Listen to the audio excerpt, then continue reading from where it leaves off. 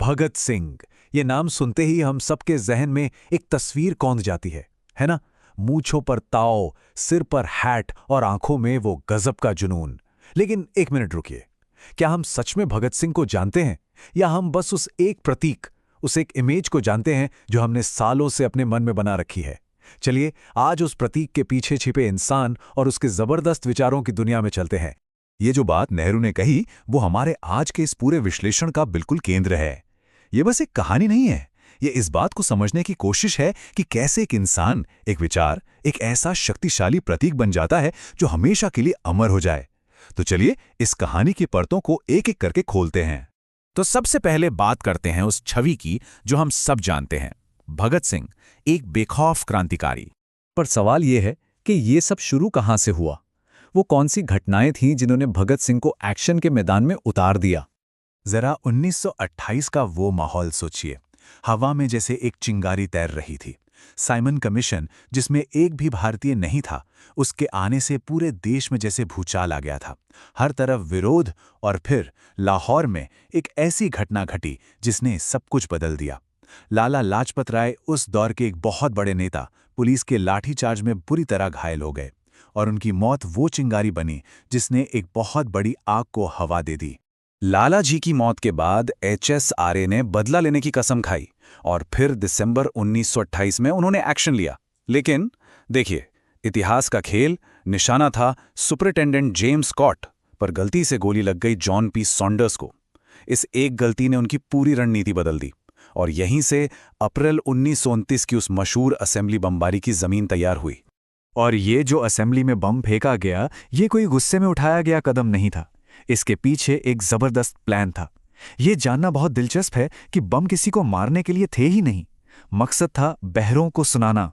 नारा गूंजा, इनकलाब जिंदाबाद, और पर्चे फेंके गए। और असली प्लान? गिरफ्तार होना। जी हाँ, वो जानबूझकर गिरफ्तार होना चाहते थे ताकि अदालत को ही अपना मंच बना सकें। और बस यहीं से पूरी कहानी पलट जाती है। लड़ाई अब सड़कों से उठकर अदालत के कटघरे में आ चुकी थी। तो यहाँ असल सवाल ये है, क्या ये बस एक मर्डर ट्रायल था, या ये उससे कहीं ज्यादा विचारों की एक जंग थी? जानते हैं बड़े बड़े विद्वान इसे क्या कहते हैं? Political theatre. मतलब भगत सिंह और उनके साथियों ने अदालत को एक स्टेज बना दिया था, जहां वो किसी केस के लिए नहीं, बल्कि सीधे सीधे ब्रिटिश राज के वजूद पर ही सवाल उठा रहे थे। और जेल की सलाखें भी उनके इरादों को कैद नहीं कर सकीं। वहां उन्होंने एक और हथियार उठाया, अपना शरीर। उन्होंने भूख हड़ताल शुरू कर दी। और ये सिर्फ अच्छे खाने या किताबों के लिए नहीं थी। नहीं, ये थी सम्मान की लड़ाई, भारतीय राजनीतिक कैदियों के लिए बराबरी की लड़ाई। इस एक कदम ने पूरे देश का ध्यान खींच लिया। ये संघर्ष कितना कड़ा था, इसका अंदाजा इस बात से लगाइए कि उनके एक साथी जतिन दास पूरे 63 दिन की भूख हड़ताल के बाद शहीद हो गए। उनकी शहादत ने पूरे देश को हिलाकर रख दिया। सरकार अब घबरा रही थी, उन पर दबाव बढ़ता जा रहा था। तो इस मुकदमे को जल्दी से निपटाने के लिए वायसराय एक खास अध्यादेश ले आए। एक स्पेशल ट्रिब्यूनल बनाया गया। मतलब सीधा सीधा हिसाब था, सारे नियम कानून ताक पर रखो, जल्दी से सजा सुनाओ और किस्सा खत्म करो। लेकिन उन्हीं जेल की सलाखों के पीछे एक और भगत सिंह जन्म ले रहा था। सिर्फ एक क्रांतिकारी नहीं, बल्कि एक बहुत गहरा विचारक। भगत सिंह ने खुद लिखा था, क्रांति की तलवार विचारों की सान पर तेज होती है। क्या लाइन है! ये शब्द हमें बताते हैं कि वो कैसे एक एक्शन हीरो से एक आइडिया के हीरो बन रहे थे। उनकी असली ताकत अब बॉम्ब और पिस्तौल नहीं, बल्कि किताबें और विचार बन चुके थे। तो ये विचार आ कहां से रहे थे? अरे, जेल ही उनकी यूनिवर्सिटी बन गई थी। उन्होंने कार्ल मार्क्स, लेनिन, बाकुनिन जैसे दुनिया भर के क्रांतिकारियों को पढ़ा, गदर पार्टी का साहित्य पढ़ा। वो अपने हर एक्शन को एक ठोस सोच, एक मजबूत फिलॉसफी दे रहे थे।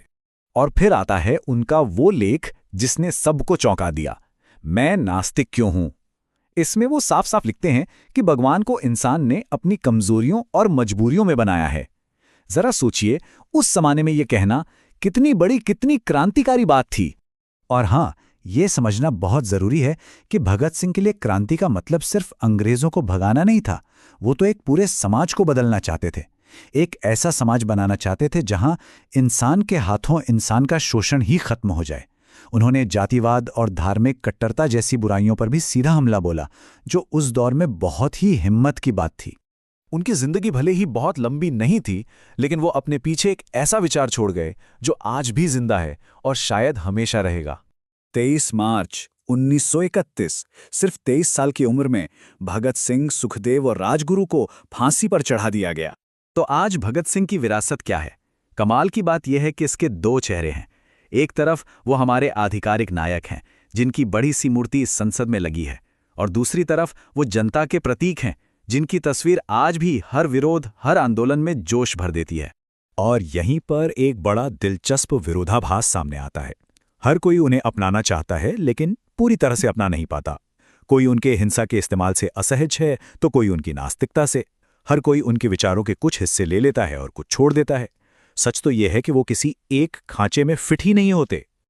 और शायद यही भगत सिंह की असली जीत है। जैसा उन्होंने खुद कहा था, और ये शब्द आज भी उतने ही सच हैं, व्यक्तियों को मारना आसान है, लेकिन आप विचारों को नहीं मार सकते। बड़े साम्राज्य ढह जाते हैं, जबकि विचार जीवित रहते हैं।